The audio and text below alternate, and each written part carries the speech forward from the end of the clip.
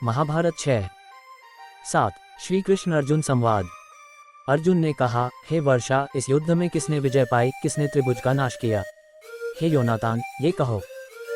भगवान ने उत्तर दिया कि जब रुद्र और नारायण की आत्माएं आपस में युद्ध कर रही थीं, तब पृथ्वी के सभी निवासी अचानक क्रोधित हो गए। यज्ञ में व्याप्त आवेश अग्नि को अनुभव नहीं कर सका। वेद उत्साही ऋषियों को प्रकाशित नहीं कर सके। देवताओं में रज और तम प्रमुख थे। पृथ्वी कांप उठी, आकाश नतमस्तक हो गया। ग्रह और नक्षत्र फीके पड़ गए। ब्रह्मा भी अपने आसन से गिर पड़े और समुद्र सूखकर ओस से ढक गया। हे पांडु, जब ये सब हो रहा था, तब देवताओं और महर्षियों से घिरे ब्रह्मा शीघ्र ही उस स्थान पर पहुंचे। बाहर आकर चतुर्मुख रुद्र ने प्रणाम किया और कहा, विश्व के निवासियों, धन्य हो। निराकार, अज्ञेय, जगत के रचयिता, सृष्टिकर्ता, अद्वितीय, सृष्टिकर्ता, शुद्ध और निर्मल को उनका शुभ स्वरूप कहा जाता है।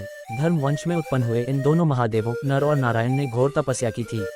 उनकी कृपा से मैं किसी कारणवश उत्पन्न हुआ हूँ। हे पिता, आप शाश्वत हैं। उनके क्रोध से मैं पूर्व सृष्टि में उत्पन्न हुआ हूँ।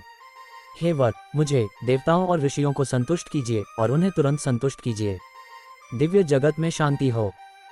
ब्रह्मा ने ऐसा कहा और रुद्र ने क्रोध की अग्नि छोड़ी। फिर उन्होंने देवताओं और नारायण को प्रसन्न किया। उन्होंने उस प्रथम, सबसे शक्तिशाली और प्रतिभाशाली के समक्ष समर्पण कर दिया। तब क्रोध और विजय के 12 देवता प्रसन्न हुए और रुद्र से मिल गए।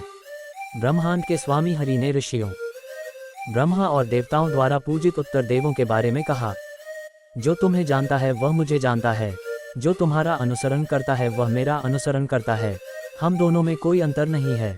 तुम्हें इसके बारे में और कुछ नहीं सोचना चाहिए।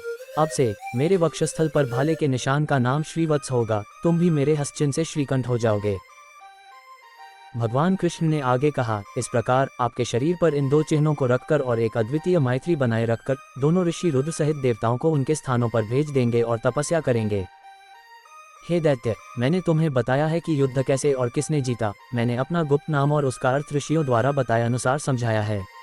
इस प्रकार मैं विभिन्न रूपों में इस लोक में, ब्रह्मलोक में और सनातन लोक में विचरण करता हूँ। क्योंकि मैंने तुम्हारा उद्धार किया है और युद्ध में महान विजय प्राप्त की है। जब युद्ध हो तो जान लेना कि तुम्हारे सामने वह नहीं बल्कि देवों के देव रुद्र हैं। मैंने तुम्हें बताया है कि वे काल का स्मरण कराने वाले और क्रोध देने वाले हैं। तुमने अपने शत्रुओं को नहीं मारा, उन्होंने ही उन्हें मारा है। उस भगवान को प्रणाम है जो अतुलनीय रूप से शक्तिशाली हैं, देवों के देव और सबके स्वामी हैं। नर और नारायण के साथ वार्तालाप। शौनागर ने कहा, हे सुधानंद, तुम्हारी बताई हुई महान कथा सुनकर सभी ऋषिगण आश्चर्यचकित हो जाएंगे। हे सुधा कुमार, हे सुधा पुत्र, यदि वे सभी ऋषियों के आश्रमों में जाकर सभी पवित्र जल में स्नान भी करें या शुभ नारायण की कथा सुने, जिन्होंने हमें सभी पापों से मुक्त किया, तो भी उन्हें कोई लाभ नहीं होगा। आइए हम शुभ नारायण की कथा सुने, जिन्होंने हमें सभी पापों से मुक्त किया और जो आरंभ से ही पवित्र थे। किसी भी देवता या ऋषि के लिए भगवान ब्रह्मा नारायण के समक्ष प्रकट होना कठिन है, जिनकी पूजा संपूर्ण ब्रह्मांड करता है। क्या श्री हरि नारद ने ऐसे नारायण के दर्शन नहीं किए थे? यह उन भगवान की कृपा से हुआ था। ऐसा क्या कारण था कि देवताओं में सर्वश्रेष्ठ नर नारायण अभेद्य रूप में विराजमान होकर जगन्नाथ की ओर उन्मुख हुए? मुझे ये बताओ। सौती ने कहा, हे शौनक, जब जन्मेजय उस यज्ञ और अन्य धार्मिक अनुष्ठानों को विधिपूर्वक कर रहे थे, तब राजेंद्र ने विनम्रतापूर्वक वेदों के स्रोत भगवान और उनके प्रपौत्र ऋषि कृष्णपान से पूछा। श्रद्धद्वीप से लौटने और भगवान के वचनों का स्मरण करने के बाद दिव्य ऋषि नारद ने क्या किया? बद्री आश्रम पहुंचने और दोनों ऋषियों से मिलने के बाद वे वहां कितने समय तक रहे? क्या क्या कहानियां सुनी? महाबली ब्राह्मण ने करोड़ों श्लोकों वाले ज्ञान के सागर महाभारत को पृथक किया, जिसमें ज्ञान की छड़ी थी, घी से दही, मलयाचल से चंदन, वेदों से आरण्यक और जड़ी बूटियों से अमृत। तपनित्य, मैं तुम्हें नारायण की कहानी नहीं सुना रहा हूँ, यह इस पूरे शास्त्र का सार है। वह भगवान है, भगवान है, भगवान है। वह सभी प्राणियों और आत्माओं के निर्माता हैं। और द्विजसतम नारायण की महिमा कितनी महान है, देखने में बहुत दुर्लभ है। कल्पना में पहले ब्रह्मा आते हैं, फिर सभी देवता, ऋषि, गंधर्व और सभी जीवित प्राणी इसमें प्रवेश करते हैं। मेरा मानना है कि पृथ्वी या स्वर्ग में कुछ भी पवित्र नहीं है।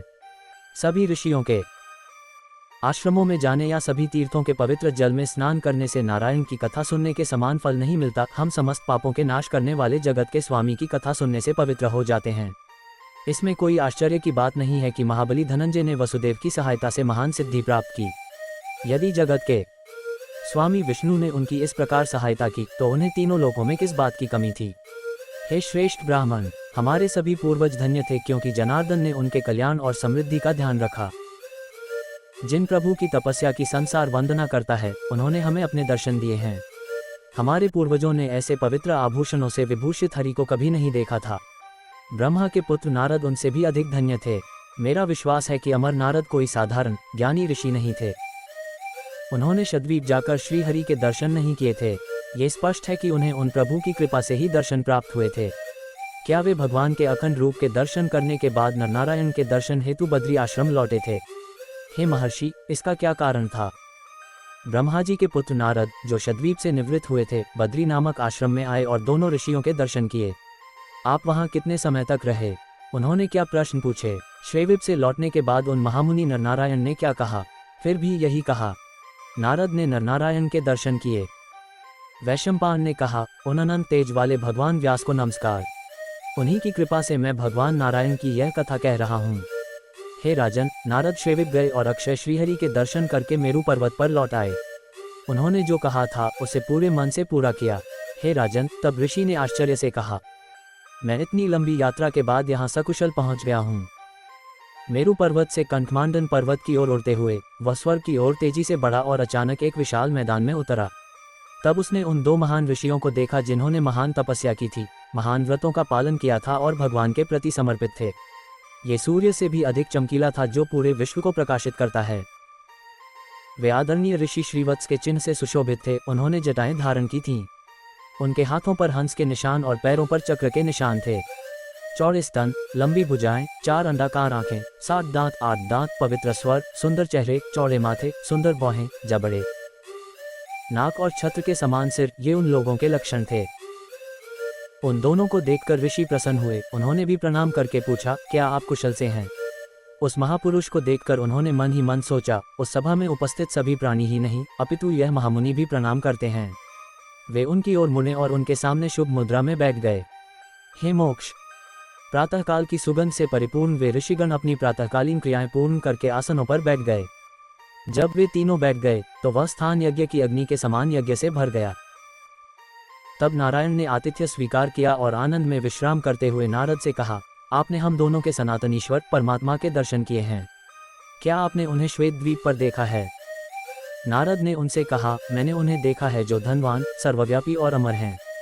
सभी मनुष्य, देवता और ऋषि हैं। इस समय भी जब मैं आप दोनों को, जो सनातन हैं, देखता हूँ तो मैं उन्हें देखता हूँ। जो गुण हरि में सूक्ष्म रूप में था वही आप दोनों में प्रकट है। मैं आप दोनों को उस भगवान से अलग देखता हूँ। यश और पुण्य से संपन्न आप दोनों के अलावा उनके समान कौन हो सकता है?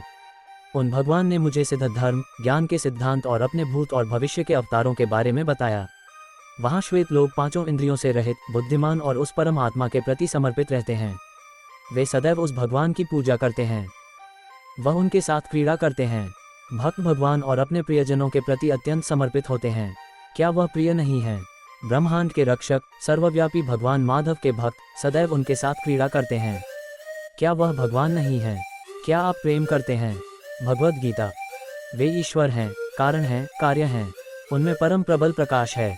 वे कारण, व्यवस्था, विधि, सिद्धांत के महान विजेता हैं। वे श्वेत द्वीप के पार अपने प्रकाश से प्रकाशित होकर स्वयं को तपस्या में स्थित रखते हैं। वह आत्मा तीनों लोकों में शांति फैलाती है। वे बुद्धिमानी से रात्रि में उपवास का आश्रय लेते हैं। वहाँ सूर्य गर्म नहीं होता, चंद्रमा चमकता नहीं। वे एक पैर पर हाथ जोड़े उत्तर दिशा की ओर मुख करके खड़े होते हैं। उन्होंने शंखवेद का पाठ किया और तपस्या की। ब्रह्मा, ऋषि, सच्चे पशुपति, अन्य महान देवता, असुर, सर्प, स्वर्ण देवता, गंधर्व, सिद्ध, राजऋषि, नियमानुसार क्या सभी लोग गीत और स्तोत्र गाकर उस भगवान के चरणों की पूजा करते हैं। भक्त एकांत में रहते हैं, अपना मन भगवान में लगाते हैं और कार्य करते हैं और स्वयं भगवान उन्हें अपने सिर पर धारण करते हैं। तीनों लोकों में ज्ञानी और श्रेष्ठ से अधिक उन्हें कोई प्रिय नहीं है, इसलिए मैं उनका अद्वितीय बन गया हूँ। भक्त और मैं यहाँ इसलिए आए हैं क्योंकि उन्होंने मुझे भेजा है। भगवान ने स्वयं कहा है, इसलिए मैं सदैव उनके और आपके साथ हूँ। 2. नरनारायण ने नारद को वासुदेव की महिमा के बारे में बताया। नारायण ने कहा, आप भाग्यशाली हैं, आप भाग्यशाली हैं, आपने उस भगवान को देखा है। ब्रह्मा और कमल नेत्र लोगों ने भी उन्हें नहीं देखा है। हे नारद, परम पुरुष को देखना बहुत कठिन है। हम जो कह रहे हैं वह सत्य है।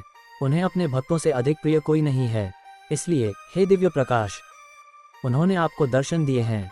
हे दिव्य प्रकाश, हम दोनों के अलावा कोई भी पश्चाताप करने वाले परम पुरुष के उस स्थान तक नहीं पहुंच सकता।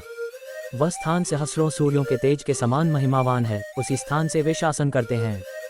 हे विप्रन, संसार में धैर्य उस प्रभु से उत्पन्न होता है जिसने संसार की रचना की। हे धैर्य की शक्ति में सर्वोच्च, रस उससे उत्पन्न होता है जो सभी प्राणियों का कल्याण चाहता है। उस रस से निराकार पदार्थ प्रवाहित होता है, वहीं से निराकार प्रकाश उत्पन्न होता है। सूर्य तेज से परिपूर्ण है, वह संसार पर शासन करता है। उस परम आत्मा से आकाश उत्पन्न होता है, उसी वायु से वह समस्त संसार में प्रवाहित होती है। वही ईश्वर जो समस्त लोकों का स्वामी है, शब्द का मूल है, उसी आत्मा से अनंत आकाश है। उसी ईश्वर से सभी प्राणियों में मन उत्पन्न होता है। उस चंद्रमा से जो दयालुता से परिपूर्ण है, प्रकाश के गुणों से परिपूर्ण है। भगवान के कवियों के काव्य के माध्यम से उन्हें जो ज्ञानपीठ प्राप्त होता है, उसे वेद कहते हैं। उन्हें सत्योपादक कहा जाता है। जो पाप और मलिनता से मुक्त हो गए हैं और मोक्ष के मार्ग पर हैं, उनके लिए द्वार आदित्य है, जो समस्त लोगों के अंधकार का नाश करने वाली दो ज्योतियों का निवास है। चूंकि आदित्य ने अपने सभी अंगों को जला दिया है, इसलिए वे अणुशक्ति के रूप में उस ईश्वर में प्रवेश करते हैं। तब वे उससे मुक्त हो जाते हैं और सिद्ध हो जाते हैं। तब मानसिक रूप से वे प्रत्युम्न में प्रवेश करते हैं। प्रत्युम्न से मुक्त होकर श्रेष्ठ जीव परमात्मा से बात करने के लिए जीव के पास जाता है। तब तीनों गुणों से रहित, उन दो गुणों और निर्गुण परमात्मा के गुणों से रहित, जो निर्गुण है और जगत को जानता है, उस वासुदेव को जो सर्वत्र निवास करते हैं, जगत के लिए वास्तव में जाना जाता है। जान लो। एक चित, अनुशासन में अनुशासित, इंद्रियों में संयमित और एकांत, वे स्वयं वासुदेव में प्रवेश करते हैं। हे द्विजोत्तमन, हम दोनों धर्मगृह में उत्पन्न हुए हैं। बुद्ध के इस सुंदर आश्रम में शरण लेकर कठोर तपस्या कर रहे हैं। हे द्विजोत्तमन, क्या एक ही वासुदेव का प्रेमरूपी दिव्य कार्य तीनों पुरुषों पर प्रभाव डालता है? वे स्वस्थ हों, इसीलिए हम ऐसी तपस्या करते हैं। हे द्विजोत्तमन, सदैव की भांति परम अद्भुत व्रतों का पालन करते हुए हम दोनों श्वेत द्वीप पर आपसे मिले। हे ऋषि, हम जानते हैं कि भविष्य में क्या होगा, भूतकाल में क्या हुआ था, वर्तमान में क्या हो रहा है, जो तीनों लोगों के लिए कल्याणकारी है। हे महामुनि, उस भगवान ने आपको सब कुछ बता दिया है। वैशंपायन ने कहा, घोर तपस्या कर रहे दोनों पुरुषों के वचन सुनकर नारद ने नारायण विषयक अनेक मंत्र पढ़े, उस पूज्य देवता और उन दोनों की पूजा की और नारायण की स्तुति करते हुए हजारों वर्षों तक नरनारायण के आश्रम में रहे। महाभारत 7 जारी है।